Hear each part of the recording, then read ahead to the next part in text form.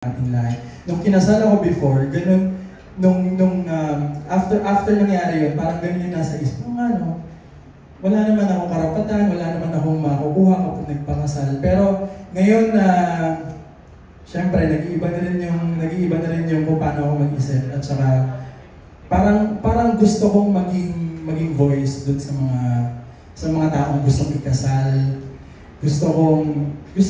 Well, hopeless romantic po ako. Parang, akala ko ayoko nang ikasal, pero parang ngayon pag naisip ko, parang masarap pala magkaroon ng right na ikasal. Ganun po.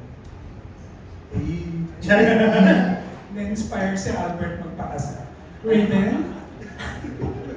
Go ahead. Yung akin naman po, noong mga unang araw po and unang weeks na binigay ko sa akin yung song, medyo hindi ko po talaga siya naisa sa puso or hindi po siya nisingkin sa akin kung ano po yung message ng kanta. But as I go through the song and kinausap po ako ni Tito Boy kung tungkol saan po yung kanta, sobrang lalim po pala ng meaning ng song. It's a thank you song for the Pope for saying that we are not a crime. So, nagdalawang isip po din ako nung araw na binigay po sa akin yung kanta. Pero, as I go through nga po, Hindi, sabihin na namin ang totoo. I mean, let's tell the truth. Huwag na. Tayo lang naman ito. Originally, si Raven was supposed to sing another song. It was called I Sing. Inspired by Vice's experience. Ang tinatanong namin doon sa kantang yun, bakit pag ang gay couple, halimbawa, nagpakain ng icing, nagalit-galit ang daliri, malaswa? Bakit pag halimbawa, si nanay at si tatay, loving? Bakit pag si lolo at si lola ay funny? Bakit pag lesbian couple, halimbawa, iba na ang tingin, nakakadiri, o mga bakla, gano'n? It was a very strong, provocative song. Pero ang problema namin, hindi namin maayos-ayos. Again, wala talagang roadmap, wala talagang ito, ganito, ganyan. Pero we're hoping that eventually the next EPs will be able to finish the song. And then the second choice was the song about Hallelujah. Yun ang totoo. That's the story. So nahihirapan siya kasi sabi niya weeks. Hindi. Aral kami ng aral ng kanta niyo. Thank you. Thank you po.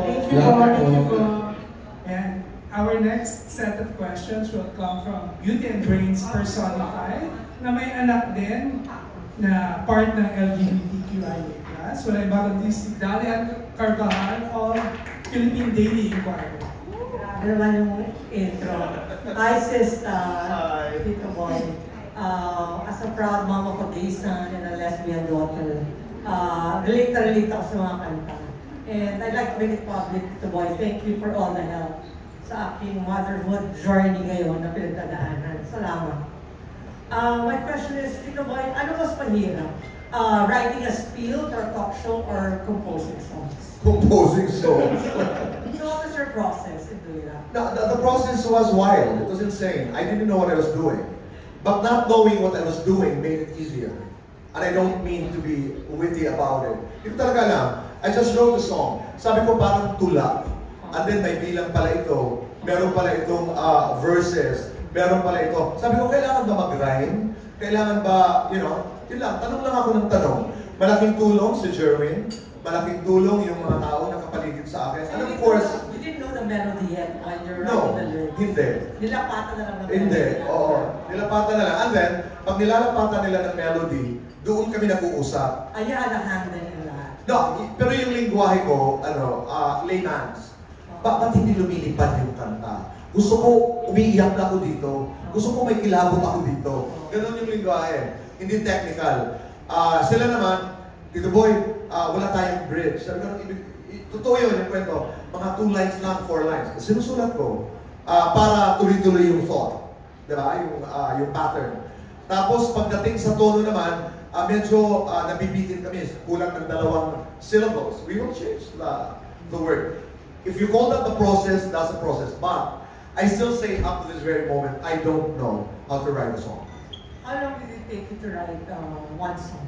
No, Hallelujah was very quick. Less than 10 minutes. Ayun ang pinaka-audience. That was the quickest. because we had to record the song. Kasi nasabi kasi ni Raven kanina, because I have to say, the truth of the story was, there was another song that she was supposed to do. That was another song. Pero yung sinulat namin ito with a composer, with a musician, siguro mga less than 10 minutes.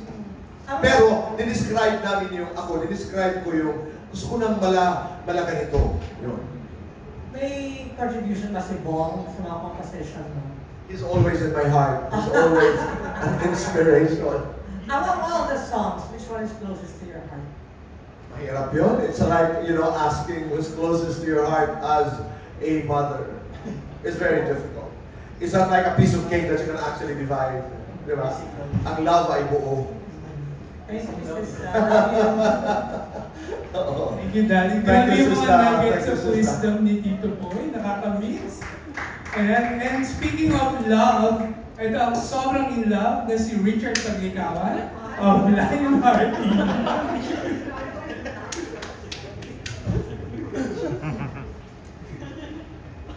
Teka muna, nawala ako. Ayun, hello. Good evening po. Congratulations, Tito Boy. Salamat. Ayun, so actually yung huli ninyong kinanta, yung Ideal World, sobrang emotional ako po. Lahat naman tayo nag-aasam pero lang sa Ideal World. Tito Boy, curious lang ako, may isang parang pangyayari ba sa buhay mo na parang nag-trigger para bigla mo maisip ito, though sabi mo ilang years mo itong ginawa itong project na ito. So parang may certain event ba na parang nag-trigger para masimulan mo itong mag-isip? Ay, itong proyekto ito? Opo. Wala talaga, Richard. Wala talaga. Nangyari lang. Siguro nagkaipon-ipon. It's a sum total of, your life experience. Kasi ngayon, halimbawa, I have this politician friend who said, hindi naman ako maniwala sa iyo that you were a victim of discrimination in your life. Kasi di ba, kung panunuunin mo lang, lalaban ka, palaban, you're a celebrity and you have a voice.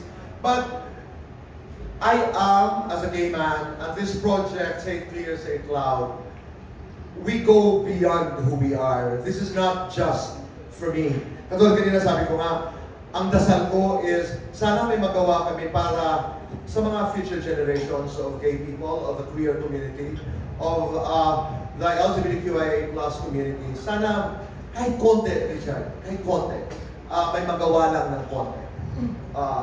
Okay na kami. Wala akong singular aha moment na I've got to do this. Lahat afterthought. You look back and you connect the dots, kaya pala ganun. Kaya pala ganun. So, what happened, happened. And sabi ko, I live in gratitude.